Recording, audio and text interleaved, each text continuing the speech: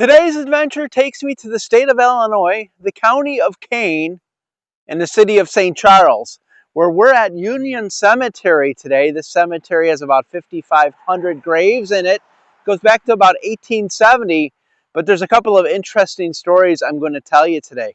I'm going to tell you the story of one prominent figure in St. Charles who has a nice mausoleum in here, and another tragic story of a mom and her young son who died of cocaine poisoning back in 1906 after going to the dentist. So come join me as we explore Union Cemetery. Welcome everyone. Thank you again for joining me. I am in St. Charles, Illinois today. In beautiful Union Cemetery. A couple of mausoleums here up front. Let's check them out. We have the Mausoleum of Angel with two L's, not just one. Angell. Beautiful mausoleum. As we see the crypts in there. Nobody has been in there quite some time. This is more of an Art Deco type mausoleum over here. Roman, the name over the door. Marble, all marble.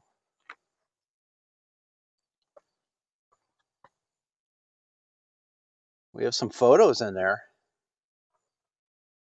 We could see there some photos. All women. I think there's one man on the far right. I see names. Walter Roman on the left there. Died 1969. Stanley Roman on the bottom left, 1919. Anne Rowland on the right, 1944. And Amelia Roman on the bottom right, 1989 it looks like. So nice mausoleum to them. And we go to the far left here, another one that seems in that more of an Art Deco type style. Let's take a look at it. Norris, the name.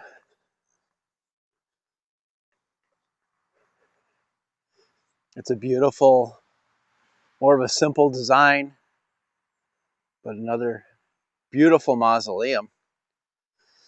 Speaking of mausoleums, there's one more left, and that is, let me get my handy dandy notes here because I can't remember everything.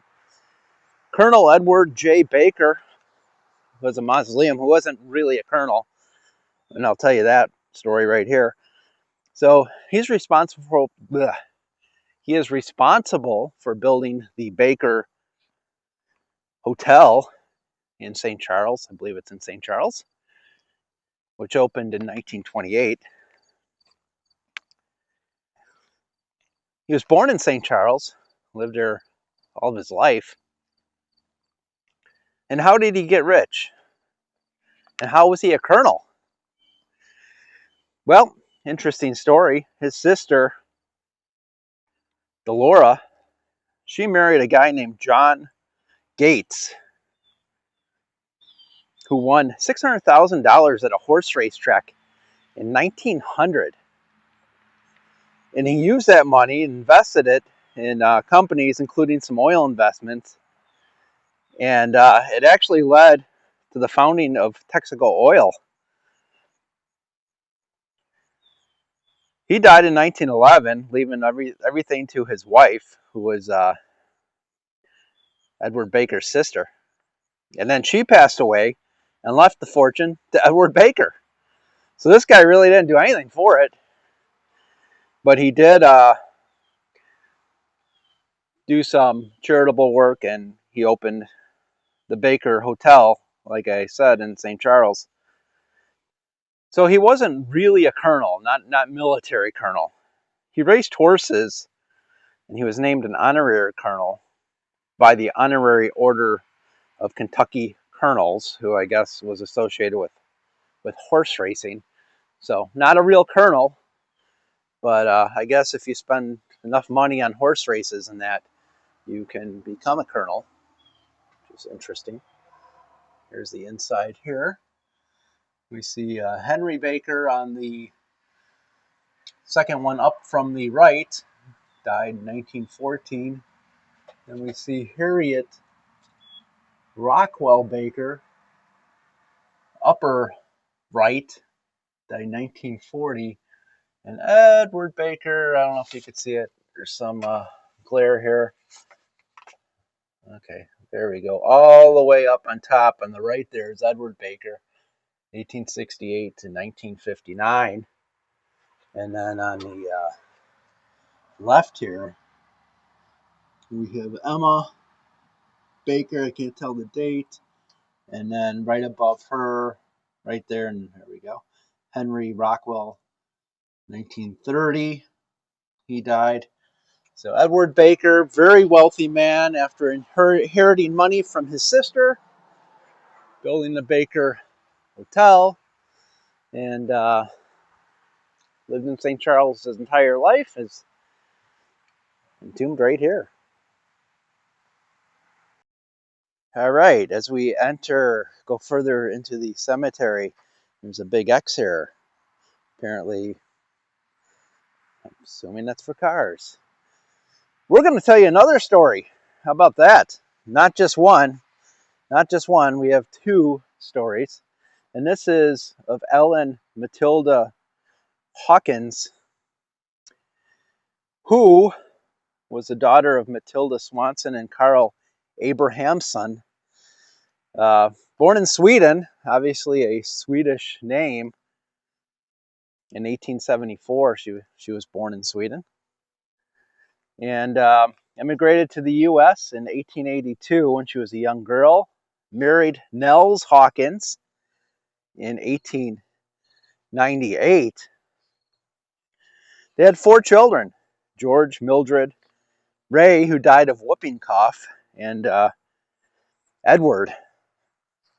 So at some point after having Edward in 1904, she had to go to the dentist to have some teeth extracted. Well, back then, dentists used cocaine. They used them to numb the gums so they can get to the teeth and extract them where the patient is in less pain. So the dentist did this, and she left the dentist, wasn't feeling so well, went to the hospital, was released from the hospital, and meanwhile, while she was doing this, she was nursing young Edward, who had just been born. And here's her right here, Hawkins. You can see Matilda Hawkins. That's who we're talking about. And there's her son, young Edward Hawkins. So she's nursing Edward. She's not feeling well after going to the dentist. Ends up dying, and they determine she died of cocaine poisoning.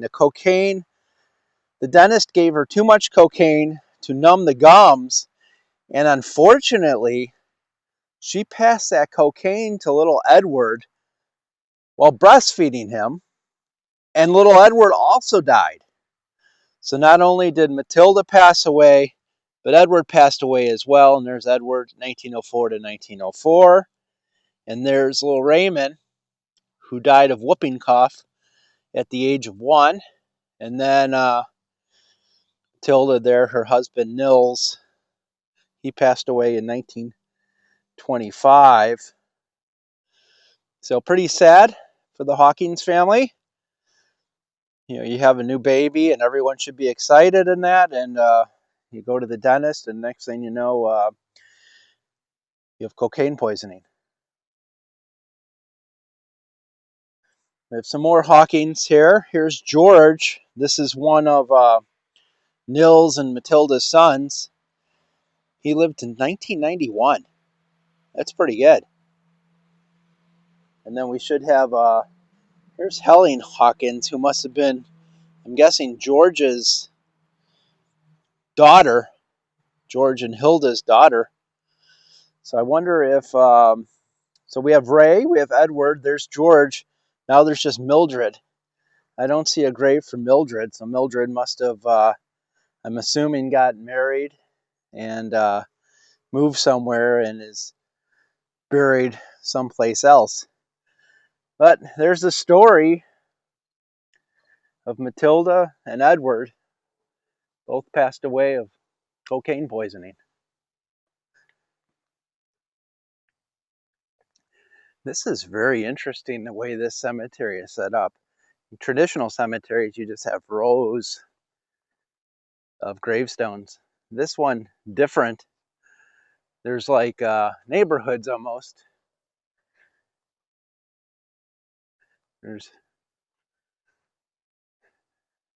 So this would be like one neighborhood here.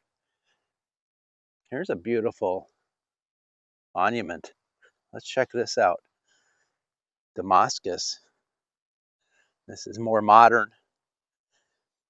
Jerry passed away just last year. This is still an active cemetery, meaning there are still burials happening here. And Carol, who is still with us, and you can see here they liked tropical climates. This is probably from a photo they took. I'm guessing Hawaii or some tropical climate. Beautiful, absolutely beautiful photo there. A lot of very nice monuments in here. It's interesting how these cemeteries, we just came from what I would deem the older section, even though it's only about 100 years old, which isn't very old, to this section, which is the newer one. Here we have Cobb, and we can see the family right there. A little hard to see, there's a reflection. And it looks like, unfortunately, Carla passed away at a young age of 42 back in 2002. And Michael is still living. A lot of, this is very nice the way this is set up. I really like it. Here's the one with a photo. Let's check this one out. I usually don't check ones out with photos, at least recent ones. Michael Hart. There's a photo of him, 1970 to 2017. 47, it looks like. No, 46. Must have liked fishing. There's a fishing pole there. I like when they do that to monuments. Put in something that the person liked, whether it's a race car or a fishing pole or something like that. I think that's a real nice touch. Here's another one with a photo on it. Let's check this one out.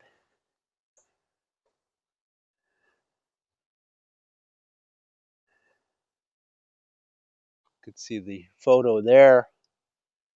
Let me get my shadow out of the way. Anna Marie, 1973 to 2003, so she was young as well. Not even 30 years old.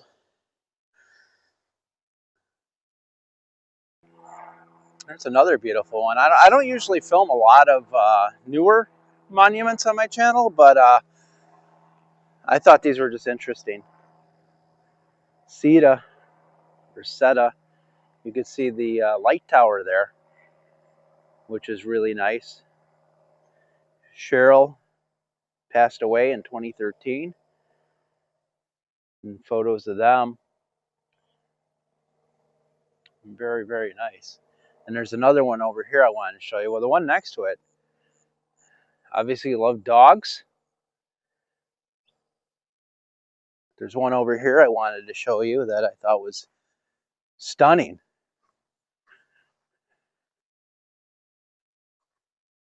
Again, I'm in St. Charles, Union Cemetery. Check this out. Look at this, guys. Beautiful monument. This is Wascherlohn. I butchered that, I'm sure.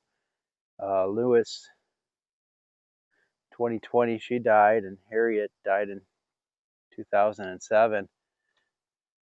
Look how beautiful that is.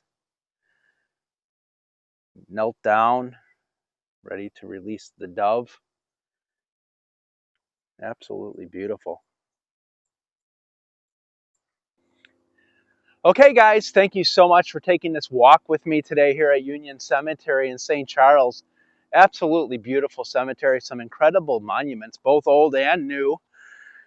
I hope you enjoyed the story that I told you of Edward Baker and, of course, Mrs. Hawkins, who passed away of cocaine poisoning.